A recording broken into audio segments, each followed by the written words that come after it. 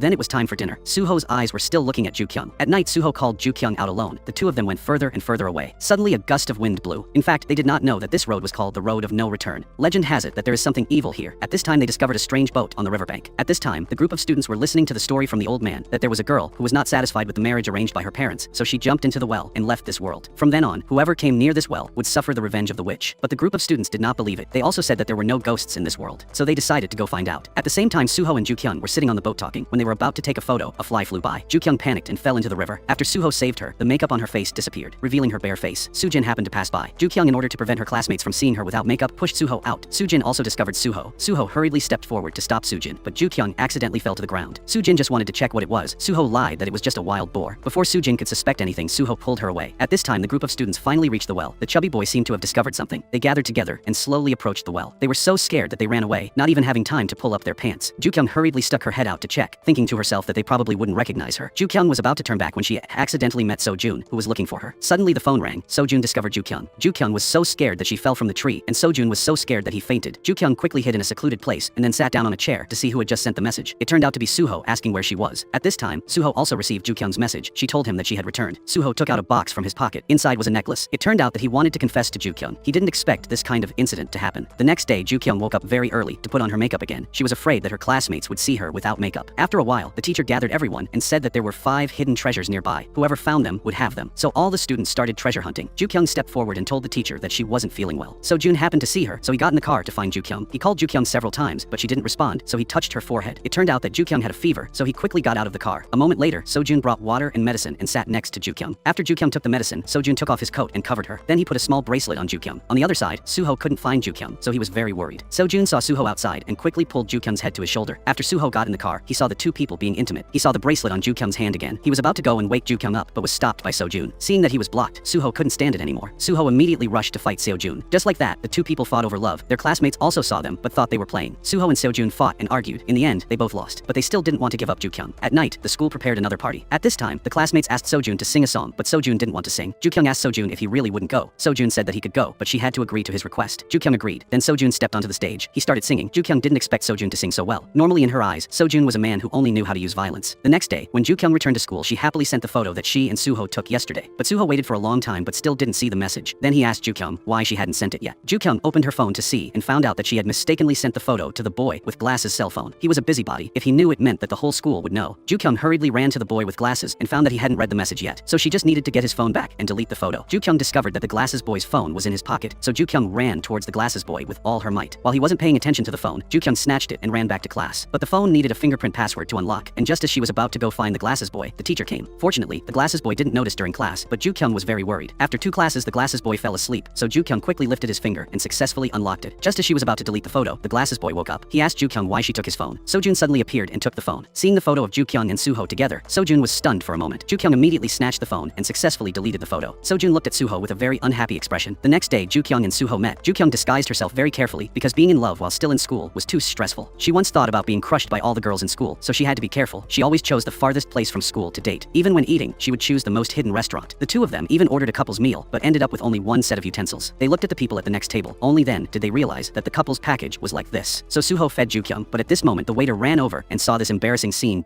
Turns out that just now, she brought up a missing set of cutlery. Suddenly Ju-kyung was startled because she saw her classmates coming to greet her. Ju-kyung immediately told Suho to quickly hide under the table. Her classmates asked Ju-kyung who she was eating with. She quickly said she was alone, but her classmates didn't believe her. They said that one person couldn't order for a couple. Suho below didn't dare to move. The classmates saw this and pretended to leave. Suddenly a butt appeared. Ju-kyung was extremely scared. The male student wearing glasses rationally said that they should still respect other people's privacy. Just like that, he greeted Suho and said a few more jokes before turning around and leaving. On Sunday, Ju-kyung went to look for a part-time job to earn money for tuition because of her lack of experience, so they didn't want to hire her. When she went into the bathroom in a disappointed mood, she saw a pervert changing clothes in the girls' bathroom, only to find out that this pervert was Sojun. Ju-kyung asked him why he was in the women's restroom. Sojun noticed that there didn't seem to be a urinal nearby, so he ran away. It turned out that Sojun was working part-time at this store. He came here today to take a poster photo with his handsome face. Sojun just needed to pose casually, and he would have countless beautiful photos. Ju-kyung also came to watch this scene. At this time, the director saw Ju-kyung's figure, plus the fact that the model had a conflicting schedule today, so the director decided to let Ju-kyung take this place. Ju-kyung heard that she could make money and immediately agreed. Because Ju-kyung was inexperienced, Sojun didn't want to cooperate with her. The photographer saw that they weren't in the right position, so he told them to take a break. During the break, Ju-kyung felt very hot, so she lifted her skirt and fanned herself frantically. Even Sojun couldn't stand it anymore. Ju-kyung also wanted to help Sojun wipe his sweat, but he stopped her. Then he pushed her down on the sofa, and the two looked at each other. Sojun said that he was also a man. Ju-kyung replied that of course he was a man. Could it be that he was a woman? At this time the photographer who came over was very happy to see this scene. He quickly picked up the camera and took a photo right away. The two of them cooperated very well. Seo-jun also took the opportunity to lean close to Ju-kyung, making her feel a little shy. After taking the photo, Ju-kyung took the initiative to invite Seo-jun to eat, to thank him for helping her earn money today. Ju-kyung didn't know that Seo-jun couldn't eat spicy food, but he didn't want her to be sad, so he still tried to eat it all. After finishing eating, the two of them went home. On this side, a couple was feeding pigeons when an uncle suddenly caught the food. Then he put it in his mouth and ate it. The couple looked at the uncle with contempt. Then they threw some more food, but the uncle still caught it. Then he started eating it again, and he even learned how pigeons beg for food. This scene was accidentally seen by Soo-ho. Soo-ho was talking on the phone with Ju-kyung, but her father ran over and hung up. It turned out that Ju-kyung's father was trying to get money from the person who had cheated him, so he chose to run away from home. After that, Soo-ho took Ju-kyung's father home. The father still didn't know that Soo-ho was in love with his daughter, and it seemed that the two of them were very compatible. They ate turkey noodles together, watched a football match together, and even hugged each other excitedly. The next morning, Ju-kyung's father told Soo-ho that he would be home later and asked Soo-ho to help keep it a secret. Soo-ho agreed. That night, Soo-ho and Ju-kyung went on a date when suddenly a bus passed by and splashed water on Ju-kyung. Soo-ho quickly hugged Ju-kyung, but this scene was accidentally seen by Soo-jin, who had feelings for Soo-ho. Seeing the intimate behavior of the two made Soo-jin extremely sad. Because Ju-kyung's clothes were wet, Soo-ho took her home. After she changed her clothes and stepped out, the food arrived just in time. At this moment, a head slowly appeared, and he was Ju-kyung's father. It turned out that while he was cleaning, he saw a bottle of good wine. He intended to take only a small sip, but accidentally drank the whole bottle. Just like that, he slept until now. When he wanted to take the opportunity to leave quickly, he heard Soo-ho's voice. He had no choice but to hide under the table. Ju-kyung and Soo-ho also went to that table. Ju-kyung's father still didn't know that Ju-kyung was outside. The two of them were still eating pizza. This made Ju-kyung's father unable to resist his craving, so he secretly reached out and took a piece and started eating a big bite. Because the two of them were watching a horror movie, they were very nervous. Ju-kyung's father saw it and said that this guy dared to bring a girl home and praised Soo-ho for being very brave. Finally, a female ghost rushed out, which scared Soo-ho. He unconsciously approached Ju-kyung, and their eyes met. Seeing the opportunity, Soo-ho slowly leaned towards Ju-kyung. Ju-kyung's father also quietly stuck his head out to see what Soo-ho's girlfriend looked like. He recognized it as Ju-kyung at first glance, which made him angry. Just as they were about to kiss, Ju-kyung's father grabbed Soo-ho's leg, which scared the two of them because they thought a ghost had appeared. When Ju-kyung clearly saw the face of the man below her, she immediately became confused. It turned out to be her father.